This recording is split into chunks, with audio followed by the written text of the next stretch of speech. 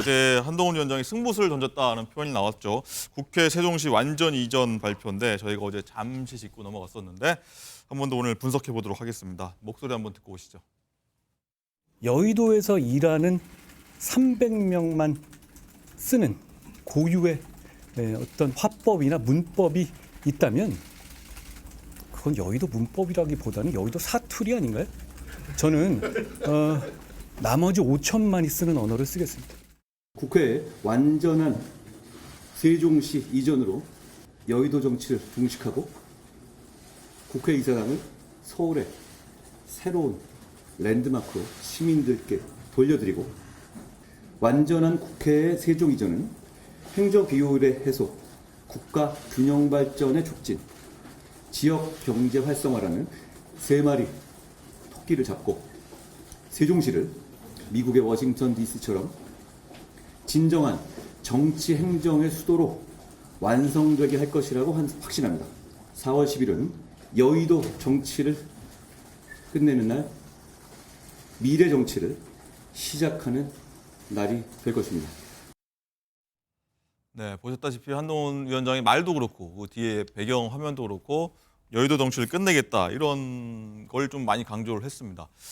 이종무 실장님 일단 어떻게 보십니까? 이 기존 정치 심판하고 개발 제한 좀 풀려서 뭐 서울과 세종 표심 좀 움직일 거란 기대감도 나오는데 이 공약이 사실 과거에 나오긴 했었어요. 네. 자, 이게 전혀 새로운 거 아닙니다. 그리고 민주당이 시작한 거 맞습니다. 그런데 민주당이 이것을 너무나 지지부진했어요. 정확하게 얘기하면 2016년도에 이해찬 의원이 제일 먼저 발의를 했습니다. 그런데 드라이브 걸려면 자신들이 180석을 갖고 있었던 문재인 정부 집권도 하고 180석을 갖고 있었던 시절에 좀 더 빨리 진행을 했어야 됐는데 진행을 못했다는 것 첫 번째. 두 번째는 뭐냐면 그러나 이것은 지금 분원을 설치하기로 했고 이미 여의도 땅에 2배가 넘는 부지가 지금 선정이 돼 있고요. 2030년에 11개 상임위원회를 거기서 열게 돼 있어요. 그리고 입법조사처와 도서관 거기 이미 부지에 있고요. 근데 이게 뭐가 문제냐면 비효율적이에요. 여의도 국회는 놔두고 그다음에 거기에 일부만 잘라서 이전을 하다 보니까 양쪽으로 비효율이 되잖아요. 그런데 어차피 정부 부처는 상당수가 지금 세종시에 가 있단 말이죠. 그러니까 이렇게 이중으로 하지 말고 차라리 여의도 국회를 다 옮기자 하는 제안이에요. 그러니까 이걸 갖고 안 된다라고 민주당에서는 못할 테고요. 두 번째는 가장 중요한 게 뭐냐면 아이디어의 전환이거든요. 이렇게 함으로써 여의도를 중심으로 한 고도 제한이 풀려요. 그러면 어디가 지금 영향을 받냐면 영등포, 그다음에 마포, 용산, 그다음에 동작까지 고도 제한이 풀리게 돼서 상당히 많은 부분의 규제가 해제가 됩니다. 이런 것들이 민주당 거지만 경제민주화, 민주당이 주장해왔던 것을 박근혜 비대위원장이 받아들임으로써 사실상 서로 뭐 어떤 정책과 관련돼서 공감대를 형성하는 것 같이 생각하니까 빨리 진행될 거잖아요. 그것을 비판할 일은 아니라고 봅니다. 네, 어쨌든 야권에선 이거 원래 우리 브랜드, 우리 거다 이렇게 환영하면서도 심기가 좀 불편한 모습인데 여러 목소리들 저희가 차례로 한번 듣고 오겠습니다. 저는 그 대통령 선거 때 여당, 야당 모두가 공약했던 것 아닙니까? 이미 그 일이 이미 진행 중이잖아요. 약속을 할 것이 아니라 집행 권력을 가지고 있는 정부 여당은 그냥 신속하게 해치우면 됩니다. 정말 진지하게 이 문제를 접근하는가라는 의문이 좀 들기도 합니다. 이미 할 수 있는데 하지 않으면서 선거에 이기면 하겠다라고 얘기하는 것은 저는 그건 국민을 기만하는 행위라고 생각해요.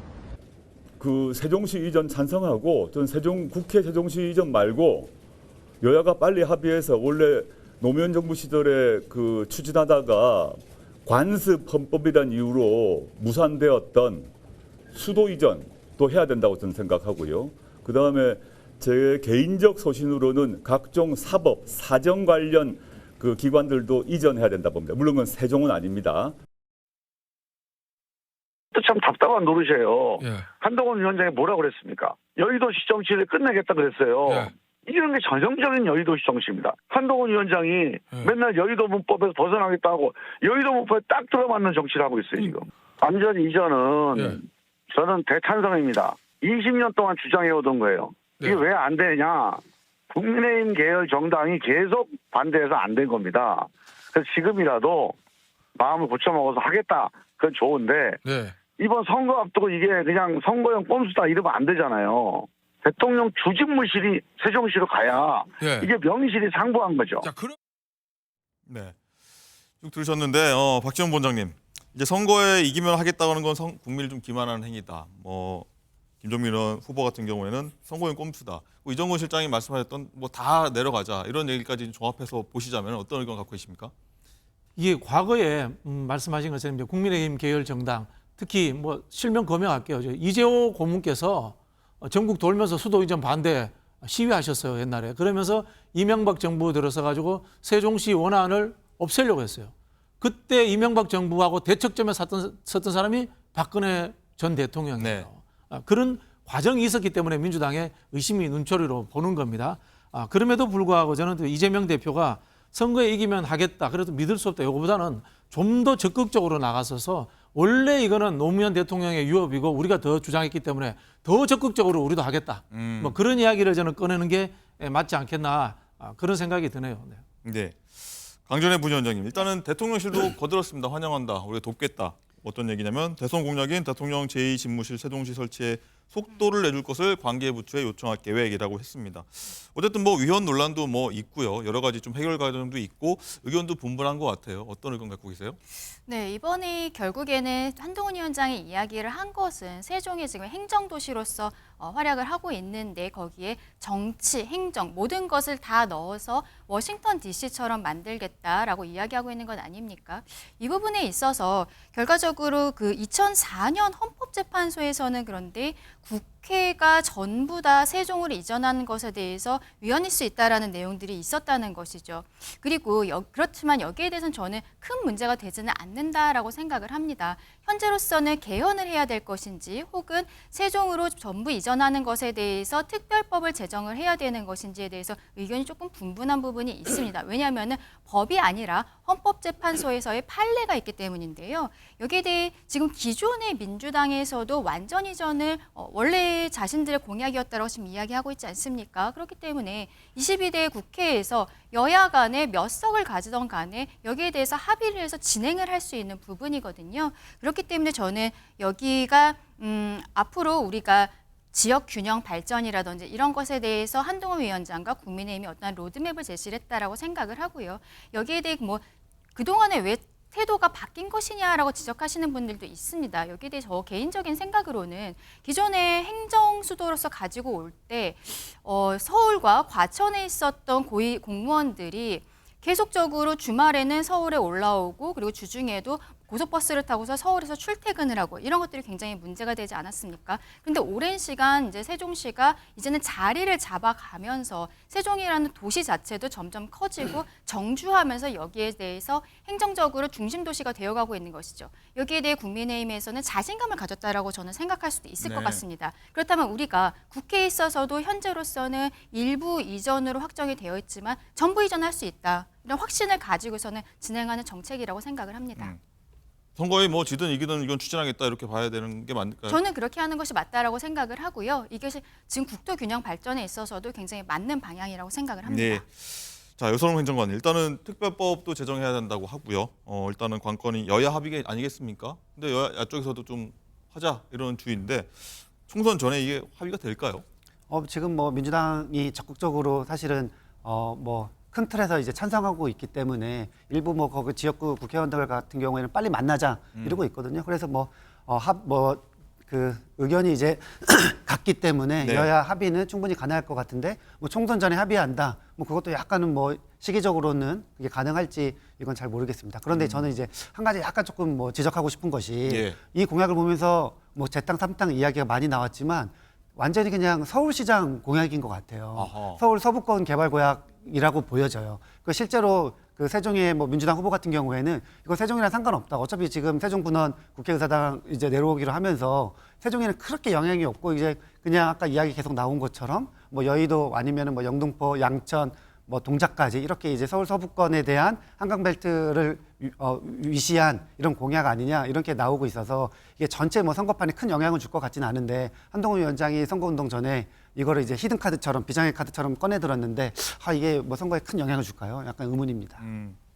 이종훈 실장님 일단은 한 위원장이 좀 표현이 맞는지 모르겠습니다. 메가 공약은 사실 이번이 처음 총선 앞두고 처음이라 생각을 하는데 그 전에 있었지 않습니까? 서울 김포 선입 서울 편입 문제 개발 이슈 이게 있었는데 어쨌든 큰 공약을 내 보이면서 이제 서울 세종 등 어떤 지역 판세 좀 현재 국민의힘이 좀 약간 수세에 몰렸다 이런 표현들도 나오고 있는데 또 뒤집기 가능한 반전 카드가 될까요? 될 수 있을까요? 저는 9회 말 투아웃 투 스트라이크 3볼이라고 계속 이야기했잖아요. 거기서 지금 아무도 출루하지 않은 상황이에요. 물론 홈런 한 방 때리면 뭐 역전승이겠지만 일단 출루를 해야 되잖아요. 출루가 급하죠.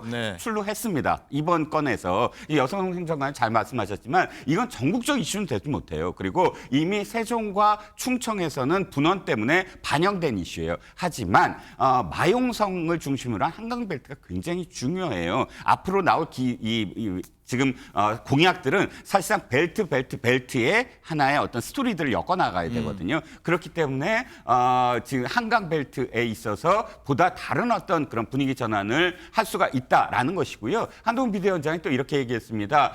오늘처럼 여기서 기자 여러분을 만나는 게 계속 이루어질 겁니다. 이렇게 얘기했거든요. 저는 출루는 시켰고 그다음에 계속 타석에서 이 점수를 내기 위한 그런 공약들, 안타를 쳐내겠다라는 약속으로 들립니다. 박지원 부원장님 생각도 궁금합니다. 여의도가 영등포 을 지역인데 일단은 세종 지역도 이영선 후보 공천 취소한 지역이기도 하고 일단 이번 공약이 표심을 흔들 수 있을지 이미 다 끝났어요. 홈런 안 될 것 같습니까? 이미 다 끝났어요. 솔직히 말씀드리면 이런 공약은 그때 이제 김포 편입 이야기 나왔을 때 12월 달이나 1월 달에 던졌어야 되는데 지금 너무 늦게 던졌기 때문에 효과는 없을 것이다 이런 생각이 들고요. 그게 왜 그러냐면은 일단 공부가 안 돼 있고 종합적인 국가 균형 발전에 대한 청사진이 없어요. 그냥 선거에서 밀리니까 아이디어 나온 것들 중에 아무거나 한번 던져봐. 뭐 그런 느낌으로밖에 들리지 않고요. 이거 사실 한동훈 비대위원장이 하시는 말씀을 하나하나 분석해 보면 이게 전부 다 공부 안 돼 있다는 게 딱 표시가 나요. 예를 들자면 여의도 정치를 청산하겠다. 그럼 여의도 정치 청산하고 세종 정치로 가는 겁니까? 이게 아니잖아요. 여의도 정치라는 것은 국회의원의 정치 독점을 이야기하는 거기 때문에 국민민주주의, 대중민주주의로 가야 되겠다. 이것과 연관이 되는 거고요. 또 서울을 메가시티로 키우겠다 이렇게 하는데 서울은 이미 메가시티예요. 전 세계가 서울을 메가시티라고 다 인정을 합니다. 지금도. 어떤 개념 정립도 안 돼 있고요. 또 이야기해 볼게요. 워싱턴 문제.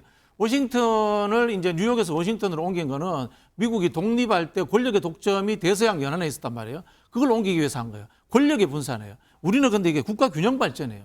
이런 것들에 대한 종합적 이해가 전혀 없어요. 그냥 막 던져보는 거예요. 근데 이걸 가지고 제가 봤을 때는 충청권 겨냥보다 오히려 이 한강주의의 개발 여력을 확대해가지고 부동산 정책이라든가 이런 것들로 이익 투표를 한번 만들어 보겠다. 뭐 이런 하나의 전략인 것 같은데 하다 못해 1년 전쯤에 준비했어야 되는 겁니다. 이거는 국가 100년지 대계이기 때문에 그런 겁니다. 네, 한번 지켜보도록 하고요. 자, 무당등 표심 짚는 저희가 대담을 했는데 송출된 저희 화면에 일부 그래프 왜곡이 좀 있어서 정정 말씀드리겠습니다. 지금 나가고 있는 지지율 화면이 추이선이 맞다는 점 다시 한번 말씀드리겠고요. 시청자 여러분 양해 부탁드립니다.